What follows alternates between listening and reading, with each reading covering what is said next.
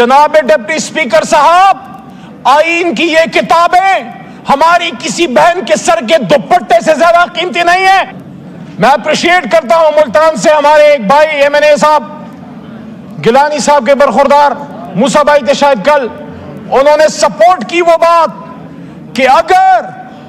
اور میں آج اس ایوان کے سامنے یہ بات رکھتا ہوں کہ اگر خواتین کو اٹھا کے، خواتین کو اغوا کر کے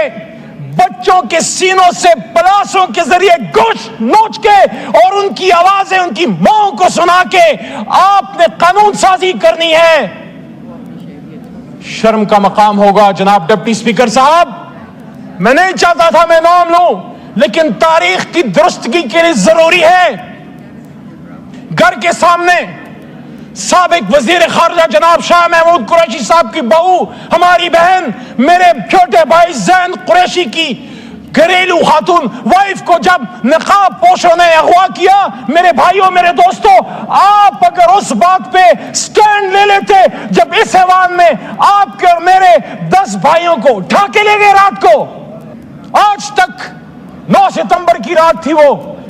آج ہم 18 اکتوبر کو رو رہے ہیں۔ جناب سابق وزیر اعظم صاحب، راجہ صاحب، بے نظیر صاحبہ کی شہادت صرف آپ کا نقصان نہیں، ہم سب پوری قوم کا نقصان تھا، لیکن آج جب ہم بے نظیر کی شہادت کی بات کرتے ہیں، آپ مجھے بتائیے اس ایوان کے اندر سے جب آپ کے ایم این ایز کو نقاب پوش اٹھا کے لے گئے، لیکن میں تو اس وقت ایوان میں نہیں تھا، میں تو اس ایوان سے باہر تھا، اور میں نے یہاں پہ کھڑے ہو کے موجودہ وزیر اعظم شہباز شریف صاحب کے سامنے یہ بات رکھی کہ جب سابق وزیر اعظم جناب عمران خان صاحب پہ جانی حملہ وزیر آباد میں ہوا، آپ کا سیاسی اختلاف ہوگا، لیکن کیا آپ کا فرض نہیں تھا بطور وزیر اعظم پاکستان کہ بہت ہو گیا، لیاقت علی خان صاحب، بھٹو صاحب، بے نظیر صاحبہ اور بہت سے، ہم یہ نہیں ہونے دیں گے اور وزیر اعظم کو شہید نہیں ہونے دیں گے۔ عمران خان تو گولی کھا کے، آپ نے کہا کہ 18 اکتوبر کو آپ کے کارکن بے نظیر صاحبہ کے ٹرک پہ وہ گئے اور انہوں نے کوشش کی کہ اپنے لیڈر کو بچا سکیں۔ ان لوگوں کا بھی پتہ کریں جو بے نظیر صاحبہ کو تڑپتا ہوا چھوڑ کے کہیں اور نکل گئے، لیکن اسی طرح جب وزیر آباد میں عمران خان صاحب پہ حملہ ہوا، ہمارے کارکن بھی لپ کے اس کنٹینر کی طرف، اور وہ مرد بحران جب باہر نکلا تو اس نے اسی طرح ہاتھ اٹھایا ہوا تھا، بدن پہ گولیاں کھا کے۔ عمران خان ڈرا نہیں تھا، جھکا نہیں تھا، خون نکل رہا تھا بدن سے، لیکن ہاتھ مکہ بلند تھا، اسلام کے دشمنوں، پاکستان کے دشمنوں کے خلاف، آپ کے خلاف نہیں۔ یہاں پہ میرا ایک چھوٹا بھائی ہے، اس نے کل فلسطین کے حوالے سے عمران خان صاحب کے بارے میں بات کی۔ جناب ڈپٹی اسپیکر صاحب، وہ اس وقت ایوان کا حصہ نہیں تھے جب یہاں ہم نے 2 ایسی کانفرنسز کی، یہاں پہ شنگھائی کوآپریشن آرگنائزیشن کا اجلاس ہوا، کامیاب ہوا۔ یہ کامیابی صرف آپ کی نہیں، ہماری بھی ہے، یہ کامیابی ریاست پاکستان، حکومت پاکستان، عوام پاکستان کی ہے۔ اسی لیے ہم نے 15 اکتوبر کا اپنا احتجاج مؤخر کیا کہ کوئی یہ نہ کہے باہر کے آنے والے مہمان کہ یہ تو آپس میں مشترک گریبان ہیں، یہ ہمارے ساتھ کیا تعاون کریں گے، لیکن ہم وہ بیان نہیں بھولے جناب جب سابق وزیر خارجہ بلاول صاحب جب اس اپوزیشن میں تھے،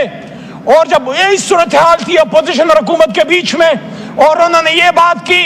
ہمیں بڑا لوگ کہتے ہیں ایس سی او پہ آپ احتجاج کی بات کرتے تھے، بلاول صاحب آن ریکارڈ ہے جب انہوں نے کہا تھا کہ ہم اسی ایوان میں بیٹھیں گے اور ہم دیکھتے ہیں کہ ہاں وہ ایسی کیسے ہوتی ہے، لیکن ہم نے سمجھا،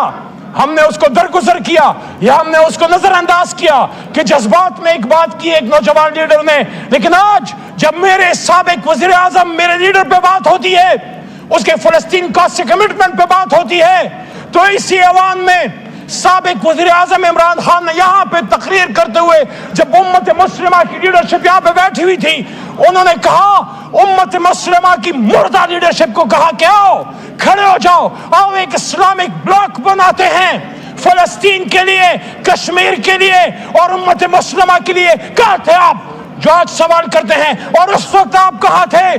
جب یہ آدمی جس کو آپ نے 450 ساڑھے 400 دنوں سے جیل میں ڈالا ہے، جس سے آپ ہمیں ملاقات نہیں کرنے دیتے، پورا نظام ایک شخص کی ایک سٹیٹمنٹ سے ڈرا ہوا ہے، پورا نظام ایک شخص کی طرف دیکھ رہا ہے کہ عمران خان کیا کہے گا، عمران خان نے جو کہنا تھا وہ صہیونیوں، نصرانیوں، یہودیوں اور ان کے گٹھ جوڑ کے بیچ میں یونائٹڈ نیشنز میں ایک بات کی تھی، اینڈ وی ول فائٹ، ہم مقابلہ کریں گے. اور یہ بات بنی گالا عمران خان صاحب کو میں نے جناب ڈپٹی اسپیکر صاحب 2022 میں رژیم چینج کے بعد کی کہ خان صاحب یہ بات ٹھیک ہے کہ آزاد خارجہ پالیسی، روس سے تعلقات اور ایبسولوٹلی ناٹ بڑی وجوہات ہیں آپ کی حکومت ختم کرنے کی، لیکن میرے خیال میں سب سے جو بڑی وجہ ہے وہ یہ ہے کہ جب آپ نے صہیونیوں، اسرائیل کے زرخریدوں کے بیچ میں یونائٹڈ نیشنز میں امت مسلمہ کو کھٹا کرنے اور یا کنابل یا کنستعین اور مدنی ریاست کی بات کی تو اس وقت ان کے کان کھڑے ہو گئے کہ اس آدمی کو ویسے ہی مثال بنانا ہے. جب امت مسلمہ سے کوئی لیڈر کھڑا ہوتا ہے، یہ آپ کا میرا مشترکہ درد ہے میرے بھائیوں اور بہنوں، یہ آپ کا میرا مشترکہ درد ہے. جب کبھی انور سادات کھڑا ہوا، کرنل قذافی کھڑا ہوا، صدام حسین جب تک امریکہ کے ساتھ تھا ٹھیک تھا، لیکن جب کھڑا ہوا اس کو فارغ کر دیا، قذافی کو فارغ کر دیا. شاہ فیصل شہید نے جب تیل بند کیا عرب اسرائیل جنگ میں، جب اس نے فلسطینیوں کا ساتھ دیا، اس کو کس سے مروایا؟ شہید کر دیا. صدام حسین کو بڑی عید کے دن پھانسی دینا ایک میسج تھا امت مسلمہ کو. وہ ضیاء الحق صاحب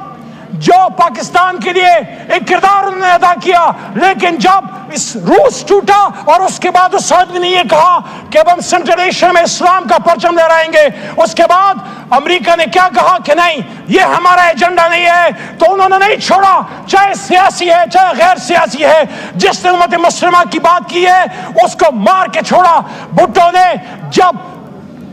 نیوکلیئر ایسڈز پہ کمپرومائز نہیں کیا اور رد قادیانیت پہ دستخط کر دیا، اس نے خود کہا تھا مجھے پتا ہے میں اپنے ڈیتھ وارنٹ پہ دستخط کر رہا ہوں، تو انہوں نے نہیں چھوڑا. ہوش کے نہ کھلو، ہوش کے نہ کھلو. جب بھی وقت کا کوئی لیڈر پیدا ہوگا امت مسلمہ میں چیلنج کرے گا. جب ٹیپو سلطان پیدا ہوگا وہ کہیں نہ کہیں سے میر جعفر لا کے، میر صادق لا کے پیٹ سے وار کریں گے. یہی عمران خان کے ساتھ ہوا، لیکن وہ خوش قسمت ہے اللہ نے اس کی زندگی لکھی تھی، ورنہ وزیر آباد میں ملک کے دشمن، اسلام کے دشمن، پاکستان کے دشمن اپنا کام کر گئے تھے. تو میرے دوستو آپ آئین سازی کیجئے، لیکن لوگوں کے سروں سے دوپٹے چھین کے نہیں. آپ آئین سازی کیجئے، لیکن فیاض ہمارے ایم این اے ہیں، آپ کے بھی بچے ہوں گے، آپ کے بھی بیٹے ہوں گے. فیاض صاحب کے بیٹے کا اس کے بدن کا گوشت پلاسوں سے کھینچ کے اس کی ماں کو اس کی چیخیں سنائی گئی اور کہا گیا اب بولو اپنے باپ کو، اب بولو اپنے خاوند کو کہ وہ اپنا ووٹ ہمیں دیتا ہے نہیں دیتا، ترمیم کے حق میں دیتا ہے نہیں دیتا. یہ کیسی آئینی ترامیم ہے جس میں ہمیں اس کا اغوا کرنا پڑ رہا ہے؟ یہ کیسی آئینی ترامیم ہے جس میں سعد اللہ بلوچ، وہ کشمیر میں تو نہیں رہتے، مقبوضہ کشمیر میں، سعد اللہ بلوچ جو ایم این اے ہے ہمارے اس معزز ایوان کا، وہ فلسطین میں تو نہیں رہتا، وہ غزہ کا باشندہ نہیں ہے، وہ پاکستان کا اور پاکستان کے دل پنجاب کا باشندہ ہے. اس کی وائف، اس کی بیٹی اور ان کی خالہ کو اٹھا لیا گیا اور تھریٹ کیا گیا کہ آؤ ووٹ کرو ان ترامیم کے حق میں، ورنہ آپ کے ساتھ یہ اور یہ کیا جائے گا. یہ آپ کی ترامیم ہے. آپ سوال کرو بلاول صاحب سے، میاں نواز شریف صاحب سے سوال کریں کہ کیا یہ سب آپ کی مرضی سے ہو رہا ہے؟ راج صاحب